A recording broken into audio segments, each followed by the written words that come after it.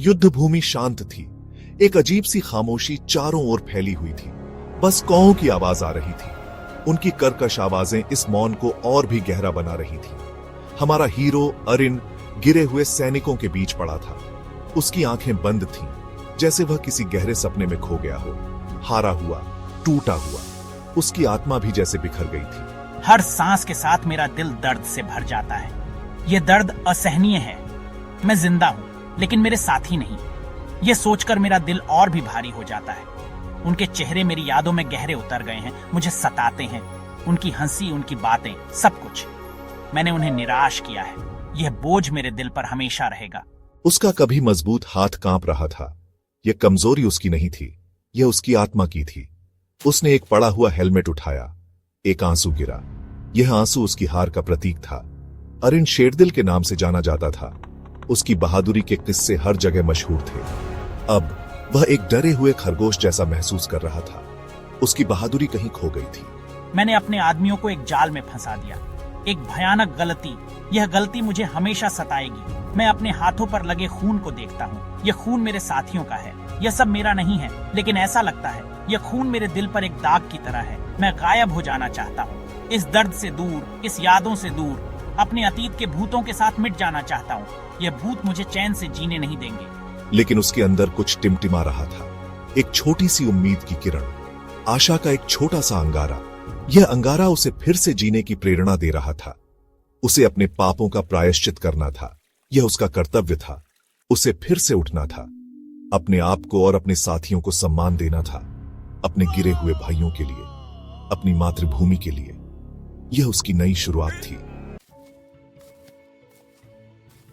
अरिन कई दिनों तक भटकता रहा।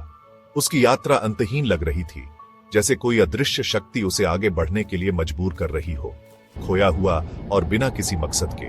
हर कदम उसे और गहरे जंगल में ले जा रहा था। वह एक झरने के पीछे छिपी एक गुफा में ठोकर मार गया। गुफा का प्रवेश द्वार रहस्यमय और आकर्षक था। उसने खुद को उसकी ओर खींचा हुआ महसूस किया, जैसे कोई अदृश्य हाथ उसे अंदर खींच रहा हो, जैसे गुफा उसे बुला रही हो।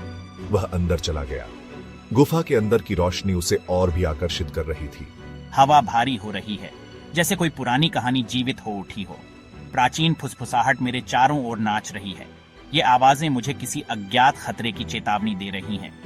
मुझे एक उपस्थिति महसूस हो रही है, जैसे कोई छाया मुझे देख रही हो। कुछ शक्तिशाली, कुछ खतरनाक। यह शक्ति मुझे अपनी ओर खींच रही है। गुफा के केंद्र में एक रहस्यमय रोशनी के बीच एक तलवार पत्थर में धंसी हुई थी।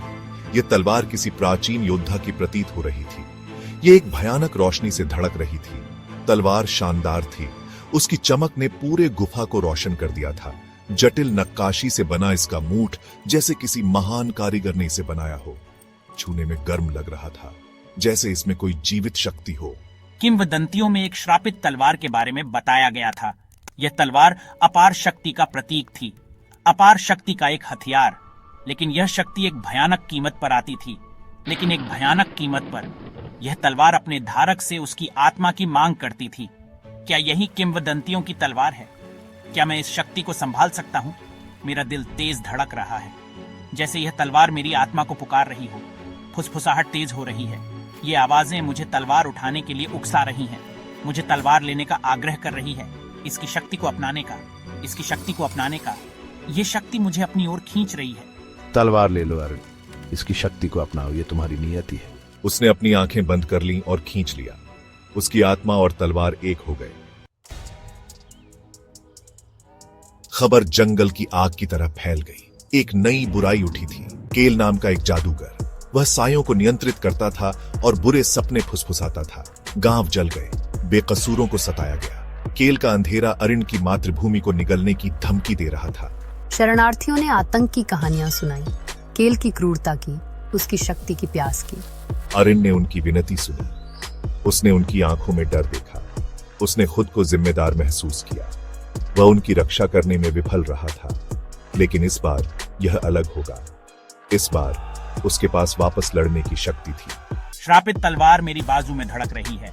एक खतरनाक साथी, लेकिन फिर भी एक साथी। मैं इसकी शक्ति का उपयोग केल को रोकने के लिए करूंगा।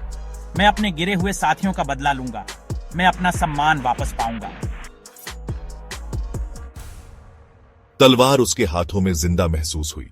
यह हर धड़कन के साथ धड़कती थी। इसकी शक्ति उसके माध्यम से बहती थी। वह इसे महसूस कर सकता था। उसकी ताकत बढ़ा रही थी, उसकी इंद्रियों को तेज कर रही थी। लेकिन यह एक कीमत पर आया।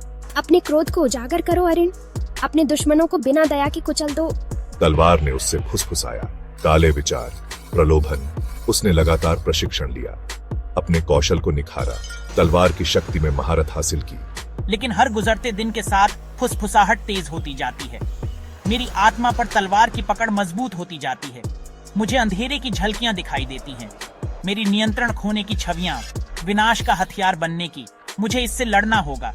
मुझे अपनी मानवता को थामे रहना होगा, अपनी आत्मा के लिए, अपनी मातृभूमि के भाग्य के लिए। नींद ने कोई राहत नहीं दी। रात की गहराई में हर आवाज एक गूंज बनकर लौटती थी। तलवार की फुसफुसाहट उसके सपनों में उसका पीछा करती रही।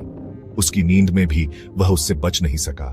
भयानक दृश्य, विकृत यादें। हर पेड़ की छाया में एक नया डर छिपा था। मेरी पिछली विफलताएं मेरे सामने चल रही थीं। हर हार, हर गलती एक जीवित दुःस्वप्न बन गई थी। मेरे गिरे हुए साथियों के चेहरे मुझ पर इल्जाम लगाते हुए, मेरा मजाक उड़ाते हुए। उनकी आंखों में दर्द और निराशा थी। वह ठंडे पसीने में जागता, तलवार उसके बगल में धड़कती हुई। हर जागने का पल एक नई यातना थी। उसे जागते हुए आवाजें सुनाई देने लगीं। ये आवाजें उसके मन में संदेह और भय भर देती थीं। उन्होंने संदेह फुसफुसाए, उसके गुस्से को हवा दी। हर फुसफुसाहट एक नई चुनौती थी। तुम कमजोर हो अरिन, तुम मेरे बिना कुछ नहीं हो, तुम्हारी हर कोशिश व्यर्थ है। उसने खुद को फिसलता हुआ महसूस किया। वास्तविकता पर अपनी पकड़ खो रहा था। हर कदम उसे अंधेरे की ओर ले जा रहा था। वह जानता था कि उसे मदद, मार्गदर्शन की जरूरत है। अकेले वह इस अंधकार से नहीं लड़ सकता था। मैंने गांव की बुजुर्ग अमारा नाम की एक बुद्धिमान महिला से मदद मांगी। उसकी आंखों में ज्ञान और अनुभव की चमक थी। उसने धैर्यपूर्वक उसकी कहानी सुनी। उसकी आंखें चिंता से भरी हुईं। उसकी हर बात में एक गहरी समझ थी। उसने उसे तलवार की मोहक शक्ति, सबसे पवित्र हृदय को भी भ्रष्ट करने की उसकी क्षमता के बारे में चेतावनी दी। यह तलवार एक वरदान और एक अभिशाप दोनों थी।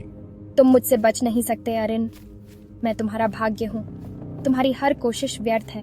अरिन के भीतर लड़ाई अभी शुरू हुई थी। यह एक अंतहीन संघर्ष था, एक ऐसा युद्ध जिसे उसे अकेले लड़ना था। अरिन, आशा है। मुझे तुम्हें तलवार की उत्पत्ति के बारे में बताने दो। प्राचीन योद्धा जिसने इसे तुमसे पहले चलाया था, वह इसके अंधेरे के आगे झुक गया। लेकिन अपने अंतिम क्षणों में उसने मुक्ति पाई। उसने अपने लोगों के लिए अपने प्यार, उनकी रक्षा करने की अपनी इच्छा को प्रसारित किया। और ऐसा करने में उसने तलवार की पकड़ को कमजोर कर दिया। अमारा के शब्द ज्ञान और करुणा से भरे हुए थे। उसने अरिन से कहा कि वह भी ऐसा ही कर सकता है। वह तलवार की शक्ति का इस्तेमाल अच्छे के लिए कर सकता है, अपने लोगों के लिए आशा की किरण बन सकता है। उसके शब्दों ने उसके भीतर एक चिंगारी जलाई, उसके पूर्व स्व की एक झलक। अरिन इस लड़ाई में अकेला नहीं था। उसे अपने लोगों का समर्थन, अपने गिरे हुए साथियों की स्मृति और अपनी मातृभूमि के लिए उसका प्यार प्राप्त था। नए उद्देश्य के साथ अरिन अपने प्रशिक्षण पर लौट आया। उसने तलवार की फुसफुसाहट के खिलाफ लड़ाई लड़ी, अपनी मातृभूमि के लिए, अपने प्यार और उन बेकसूर लोगों पर ध्यान केंद्रित किया जिनकी उसे रक्षा करनी थी। धीरे धीरे उसने नियंत्रण हासिल करना शुरू कर दिया। उसने अंधेरे के आगे घुटने टेके बिना तलवार की शक्ति का उपयोग करना सीखा। अरिन आशा का प्रतीक बन गया, बढ़ते अंधेरे में एक प्रकाश स्तंभ। लोग मेरे बैनर तले आते गए, मेरे साहस और उनके लिए लड़ने के दृढ़ संकल्प से प्रेरित होकर। मैंने उनका खुले हाथों से स्वागत किया। मैं जानता था कि मैं केल को अकेले नहीं हरा सकता। मुझे अपने लोगों की ताकत, उनकी अटूट भावना की जरूरत थी। साथ मिलकर हम आने वाले तूफान का सामना करेंगे। साथ मिलकर हम अपनी मातृभूमि को पुनः प्राप्त करेंगे। अंतिम लड़ाई शुरू हो गई थी। अरिन ने अपनी सेना का नेतृत्व केल की सेना के खिलाफ किया। संघर्ष महाकाव्य था, स्टील और छाया का बवंडर। अरिन फंसे हुए शेर के क्रोध से लड़ा। श्रापित तलवार उसके हाथों में गूंज रही थी, लेकिन उसने अपनी मानवता को थामे रखा। वह अपने लोगों के लिए लड़ा, बदला लेने के लिए नहीं, मैं केल से युद्ध के मैदान में मिला। हमारी नजरें मिली। इच्छा शक्ति का टकराव। उसने मुझे ताना मारा, मेरी भावना को तोड़ने की कोशिश की, लेकिन मैं दृढ़ रहा। मैं नहीं डिगा। मैंने अपनी तलवार उठाई और उसे केल की ओर इंगित किया। तुम्हारे आतंक का राज यहीं खत्म होता है। मैं दहाड़ा। अंतिम संघर्ष तेज और क्रूर था। अरिन की तलवार ने अपना निशाना पाया। जैसे ही केल अपने ही अंधेरे में डूब गया, वह कर्कश चीख निकालने लगा। उसके नेतृत्व के बिना उसकी सेना चरमरा गई और शेष सैनिकों ने आत्मसमर्पण कर दिया। अरिन के लोगों के चेहरों पर आशा लौट आई। उनके रक्षक ने जीत हासिल कर ली थी। लेकिन मुझे कोई खुशी नहीं हुई, केवल एक गहरा दुख हुआ। तलवार मेरे हाथों में भारी लग रही थी। मैं इसकी शक्ति जानता था, उस खतरे को जानता था जो इससे उत्पन्न होता है। मैं इसे गलत हाथों में नहीं पड़ने दे सकता था। मैं इसे किसी और आत्मा को भ्रष्ट नहीं करने दे सकता था। अरिन उस गुफा में वापस चला गया जहां उसने तलवार पाई थी। उसने उसे वापस पत्थर में डाल दिया। फुसफुसाहट बंद हो गई। अंधेरा गायब हो गया। वह आजाद था। उसने मुक्ति पाई थी, जीत में नहीं बल्कि त्याग में।